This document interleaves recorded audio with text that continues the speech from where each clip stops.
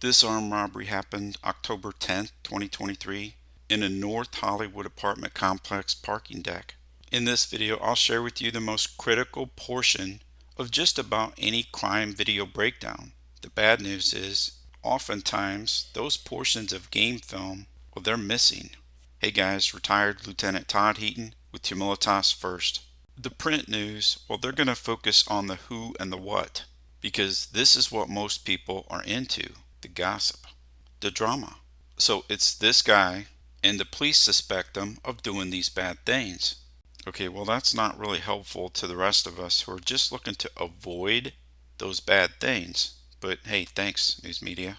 Thumbs up. When it comes to the videos, the 5 o'clock news, well, they're going to also want to add some 6 to 8 second sound bites. They're going to want to interview some people, ask them what they think, maybe interview people related to the suspect. They're designed to stir up your emotions, keep you coming back for more. That righteous indignation. It's a total violation. To have your property stolen in the place that you live is absolutely insane. Like, how dare you feel like you have the right to walk up and take somebody else's possessions that you haven't earned? Again, not really helpful, but hey, thanks. The police, well, their mission is they're just looking to locate, arrest, and bring the who, the persons, here's one of them, that they believe are responsible for this crime to justice. So they're going to probably want you to see enough of this crime that it's going to motivate you to want to do something about it and help them fulfill their mission. Most people, most organizations, they're operating off of their perception of what the bottom line is. What do they want out of this, that, or the other thing? So let me tell you what I would like, what my perception is, what would be helpful to me as a coach. People who do the higher level thinking, well, they focus on the why and the how. The why is way beyond the scope of this short little video. We're going to have to focus on the how. We're going to have to focus on everything that comes before this point. That's where the gold is. So my wish list, it's going to include some common sense questions that mainstream media might want to consider trying to find out the answers to and then sharing with the community in an effort to paint a more detailed picture that can help us understand how this happens. Somebody asked the couple, hey, where did you come from? Did you come from a bar? Where were you just at? Was there a lot of commingling of strangers wherever you were at? Did they notice anybody looking at them or their jewelry? They end up taking this guy's watch, right?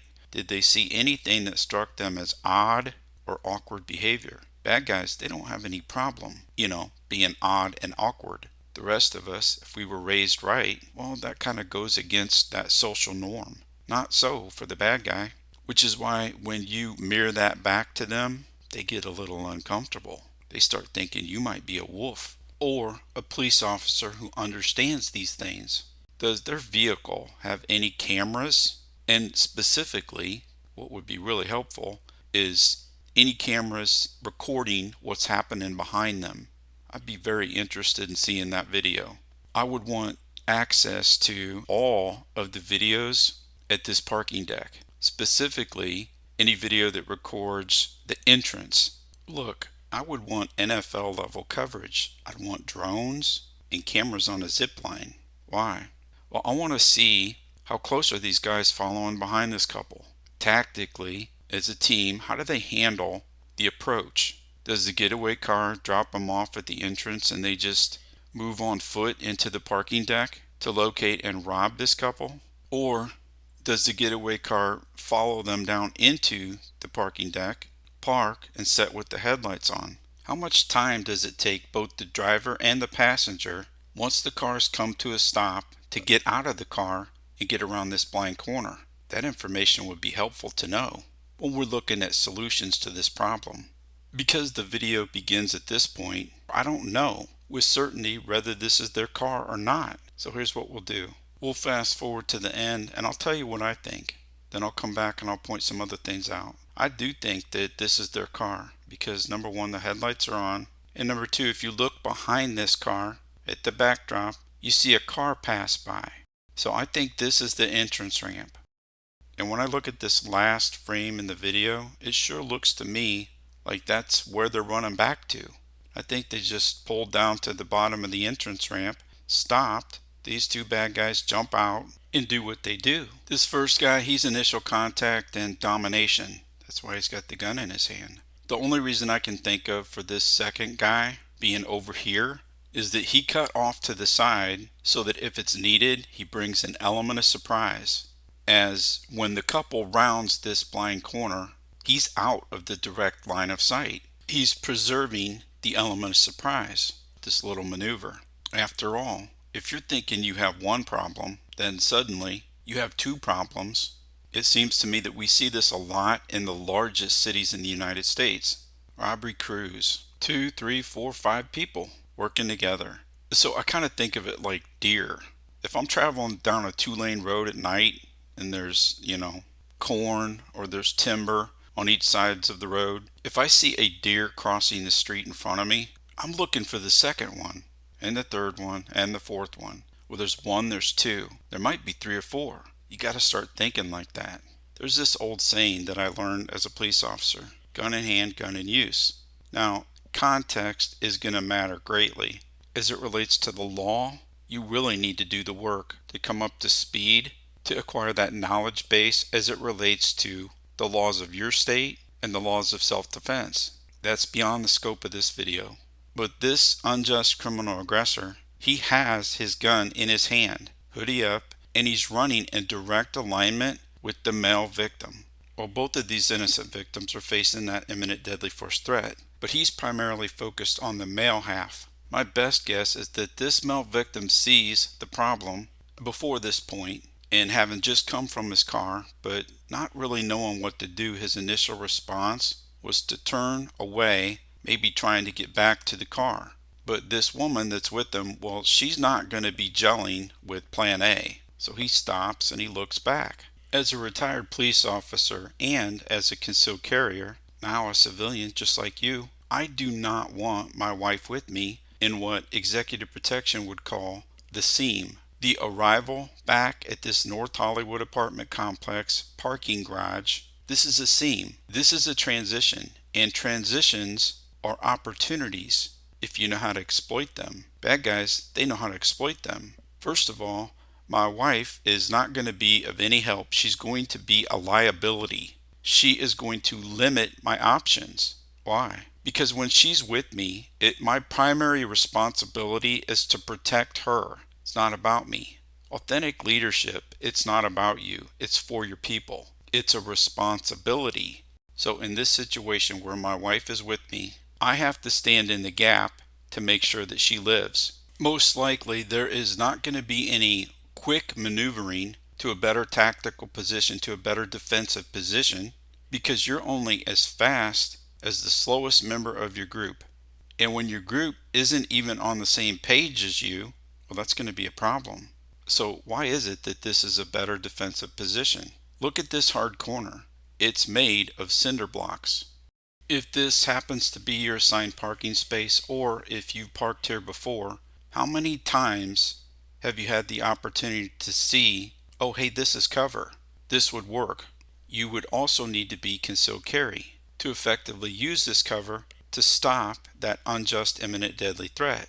It pays to know your environment, especially the environment that you should be most familiar with. For my part, I'm going to be using this as cover. If I choose not to drop her off at the front door, I'm going to have to race her out of the car to get to this blind corner first, before she rounds the blind corner of the passenger side of our vehicle to see if anything's changed in the last 12 seconds. If you want the most options to be able to move quickly, remember that you're only as fast as the slowest member of your group. You drop your wife and your children, you drop your family off at the door.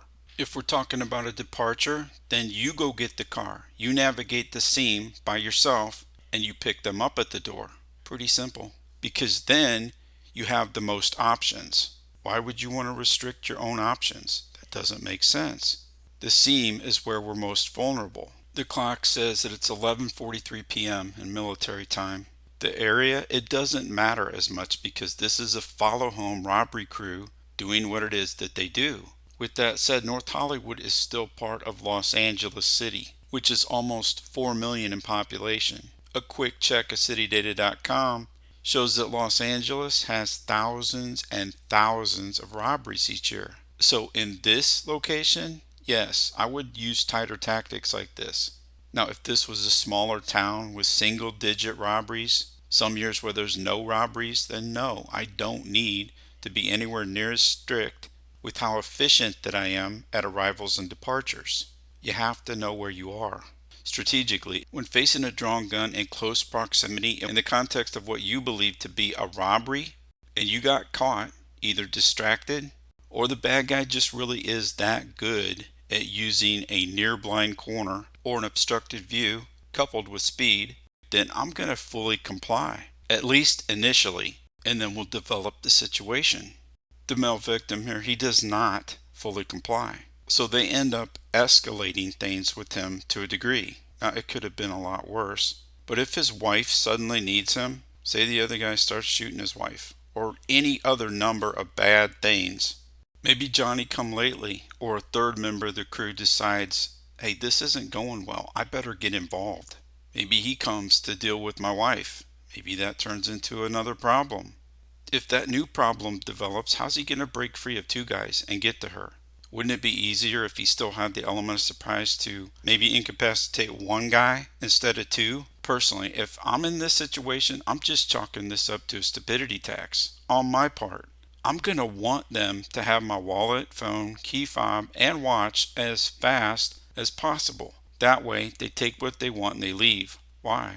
I don't want my wife or one of my children in this area of great vulnerability any longer than they need to be. It's more important that you recover the element of surprise that you lost by not paying attention in the first place. First and foremost, in order to regain the element of surprise, I want the bad guy to believe that this is going to be an easy day. The way that happens is by full compliance. It is not by doing this, by resisting and trying to protect the watch.